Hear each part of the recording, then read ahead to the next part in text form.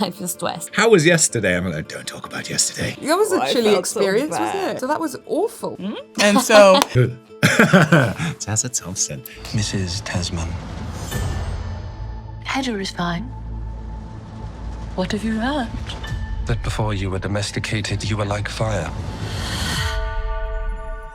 Could you tell us the events of the evening up to the incident? When she called me to say that she was thinking about doing an adaptation of Hedda Gabler and the fact that she was, I was like, with me, ma'am? I was just so blown away. It's obviously such a storied and incredible part that so many actors would love to play and so many incredible actors have played. And it's just a dream. What was both your reaction to reading the script for this film? Had to be in it. That was my reaction, had to be in this. I'd loved the play for many, many, many, many years. When I knew it was Barack that I was being considered for, I went, oh, okay, all right. Because in the play, he's a good character, but he's, I think there's more, I've always thought there's more you could get out of Barack.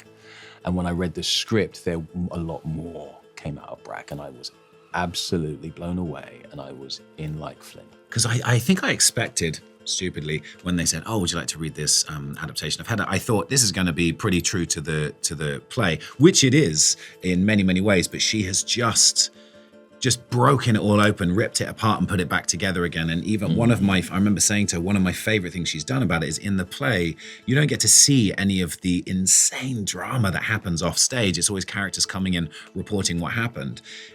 It's such a genius stroke to bring that party and that drama into the house and to sort of pressurize it. No one can leave that house. With Brack and what she's done with Tasman and what she's done with every character is really, I think, just sort of calcify them and just sort of made them really strong and solid in what they are. And I've often thought, when I was first approached and they said, oh, to play George Tasman, I thought, oh yeah, he's interesting. And I wanted to do it because of the caliber of people involved. But when I read what she did with George, I thought, this is so fascinating. You're not making him this buffoon. You're making him an ambitious, quietly angry, frustrated man of the time who is every single moment of this piece challenged in what he believes he is due and what he's owed. And I just loved it, from reading it to getting cast to rehearsing to shooting. It was just everything you want as an actor. I thought it was brilliant, and I had seen a production of Hedda before, the one at the National Theatre with Ruth Wilson, that was amazing, but I had never read the play, and then so reading the screenplay of the play, Nia's such an inventive take on the story, and it was just, it was completely riveting and brilliant. I loved it. Obviously it was a big surprise to see that the character Eilert Løvborg turned into a female Eileen Løvborg, and I was just so ready to explore what that meant for the character, but also for the whole construction of the play. And Nia really heightened everything in such an intelligent way. I knew I'd always make Hedda, but I wrote it in 2018, and then I directed some Top Boy, and then I got Candyman while I was making Top Boy, and then I got the Marvel film while I was making Candyman, and then, the Marvel film, I was in the middle of making it, and it was such a fun movie, but it's also a family film, and my previous filmography is a bit darker, a little more complex, and I could feel the pull back towards that, and Hedda was so important to me, and I was in this drawer, and I was like, and I hadn't worked with Tessa, oh my God, hadn't worked with Tessa Thompson in a while, and I just felt like it's the time, time is now. So called my agents, I said, let's go. Hedda? Yes? This is what you wanted, isn't it? Money and the house, the party. Charming. I love your flower thing. What was one of your guys' favourite scenes to film? It was the drawing room with Nina Hoss doing her monologue. It was just fantastic. Just watching her, it was like an education. It was like a masterclass. Just watching her again and again, really, really find different textures and layers in every single take while doing this piece to all these men. And it was, we had a lot of fun on that day. We had a lot of fun on that day. And I think it took a couple of evenings, didn't it? I think it was a couple, because then there was the lead up to it, and then... That's right. Yeah, and actually my favourite, selfishly, was just after that, when George pulls her out of the room. And I think the reason it was one of my favourite scenes is because I get to do it with Lock Antlers with Nina Hoss, but there was something about, I suddenly realised in that scene, everyone's wearing masks in this piece. Everyone's pretending to be something they're not. And the really intense moments are when those characters take their masks off, intentionally or unintentionally, and you see what's going on beneath. And for me, just that interaction that George has with Eileen, where he finally just says what he's been feeling the whole film, which is, how do you control this woman? How do you make her do what you want? How can you understand her? She loves me, right? You know, she must love me. And I loved it because the tension of playing for the rest of the movie, of trying to hold this man in place, everything's okay, and then just letting rip for a moment, and having an honest dialogue with someone. I just loved playing it, and Nia just let us roam. She just handheld it, and she said, I'm not going to do setups, we're just going to do this almost like a play, just play the. I loved it so much. She was mostly very, very, very fun. She definitely is sometimes a stress for me. She's I feel stressed because I do think, as delightful and delicious as it can be to watch her casual cruelty, her appetite for chaos, I do believe that it costs her something internally, whether or not she'll let on. But I do think sometimes when she hurts people, it hurts her. So those moments were a little less fun, but we really did have a ball making this film. I mean, we made this film in such great circumstances. We had an amazing cast, truly amazing cast. We had an amazing crew, like the loveliest, most joyful people. We produced the film as well, so we really had, outside of just acting and as a lead and writing and directing it, we really got to be a part of like putting this together and making it happen. It's such an ideal way to make films, and it's taught me, you know, it's my fourth film, and I'm like, this is the way. No matter what size of a movie, this is how I'm gonna do it from now on. So it was really informative in that way. Nothing can go wrong tonight, Hedda. Nothing.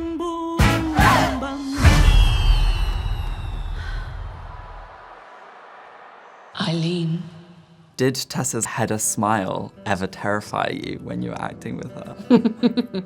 Yes, because you can't read her. Eileen is drawn to that, sadly. Because it's like she's drawn like the deer in a way to the fire, you know. You're like, but also she gets something out of it.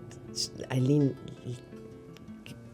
feels she's alive when she's around Hedda, because there may be more alike than Eileen would like to be, but also I think Eileen needs both of them to feel who she really is, which is slightly sad because she should be her own. I think the smile of Hedda is something that is very alluring to Eileen. And also when you've known someone, Thea's known Hedda since their school days, you know. Yeah. So that's that kind of strange thing where you've seen someone's shtick for a very long time, but then this is the moment to kind of graduate into not an equal necessarily, but someone who's going to confront that shtick. Yeah. We'll keep saying shtick for the rest of this interview. I love that. Sounds very German. Shtick. Yes, no, do you know what? I remember this. There's a brilliant moment, and it's with the three of us, and it's where it's undialed. I think you guys have, spoiler, you guys have kissed up in the balcony. Oh, yes. She's got the smudged lipstick. That's right. And I remember thinking there's that brilliant moment where I see her and she's got the smudged lipstick, and I'm looking at her face, and then she sees you walk out and you and her have a moment, and I kind of know something's going on, and you leave. Right. That was And I such a just great remember scene. the way she looked at you was both, she was afraid and also dangerous of this mind game between you two. And I got that look, because I just have to stare at her face, and then she looks back at me and she puts on this, don't worry, George, and you think, that's a fucking horror film right there. But it was one of my favorite moments, and just seeing this bit of lipstick, and then does George know? Is he going to do anything about it? And then just looking up, and then the mask comes back on, and I remember thinking, it's kind of, Tessa Thompson, shit. How did you perfect the perfect Hedda smile? Give me some tips. The smile, I think, is like, here we go again. But Nia wrote the most beautiful piece of stage direction that was just, you know, on the cusp of this sort of dark finality and dark possibility. She can do nothing but break into a wild, wicked and wanting smile. It was just the best. It was the best piece of stage direction, so I was really excited to perform it. I grew up really loving performances of, you know, sort of broads, like all the kind of actresses of, you know, that came from the tradition of vaudeville, and folks that came from the 30s and 40s and 50s, and, you know, whether it's Bette Davis or Mae West, just women that really took up space and had a sense of mischief. But I don't think she's a villain personally. I think she's just misunderstood. Why did you come here? To make sure I didn't love you. Ain't no big thing to wait for Tessa and myself, we were talking about it, that it was more of a thing like gay men were put into prison, you know. So it was really dangerous for them to show if you're gay or not. And for women, they weren't taken seriously. It didn't matter. Because you would never make the choice to live with a woman. And if you had your little thing with a woman, who cares, you know? That's how low in the rank the woman was, you know. So in a way, I had that in mind, but it didn't really inform my choices, I would say. I would just, they are all under pressure, under social pressure at that time, and I think even today, you know, it's still a choice and still a bravery to go open, to go out there and say, this is who I am, deal with it. And so yeah, it was something we discussed, but also we didn't want it to be the thing that everyone thinks about, because they're human, you know. It's just who they are. It's who they fell in love with, and that's it. And now we look at how do they deal with each other, you know. It just so happens there are three women.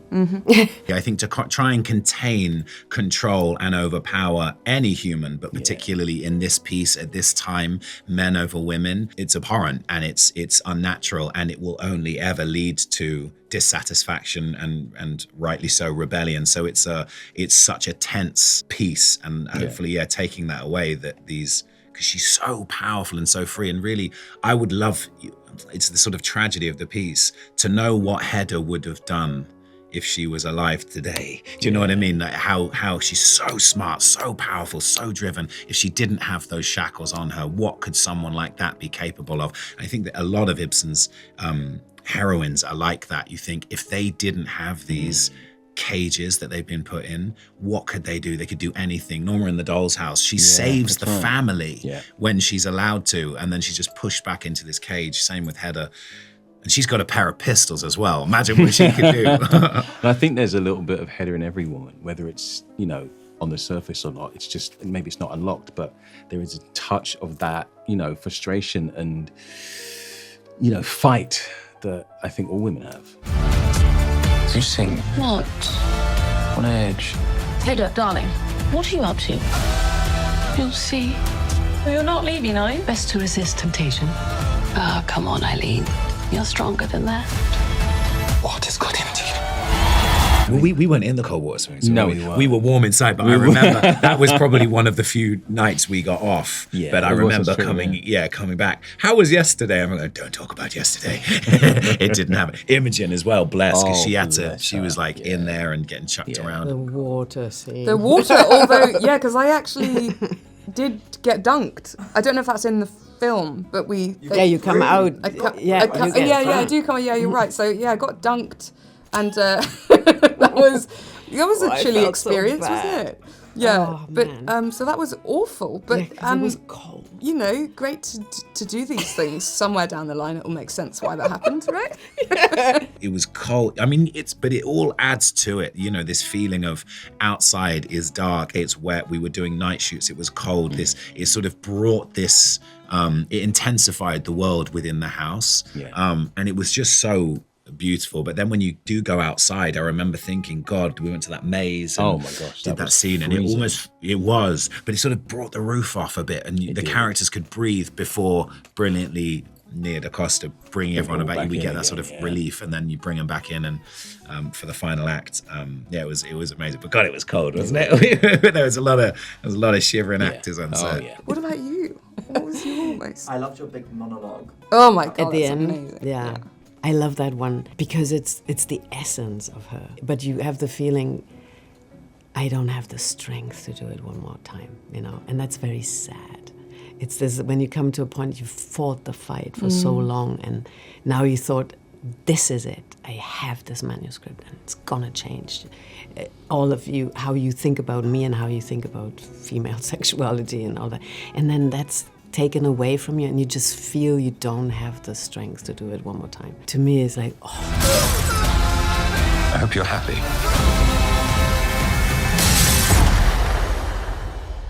Don't I look happy? I wanted to leave an ellipsis at the end of the movie instead of a period, and I felt like the way the play ended was definitely a period. And it's in the play. Yeah. Well, I don't know if this is coming out before or after or when. Oh. And so I'm trying to be like cute and opaque. But Okay, I don't know how to do that. But in an hour she's like, hmm? And so she's like, and I wanted it to be. I wanted to create an environment in which all this crazy stuff happens, and you're asking all these questions, you're trying to understand her, but instead of a period, it's an ellipsis. It gives an opportunity to all the characters to try again tomorrow. And I think that's the best thing about being alive is that we get to try. So that's what I wanted.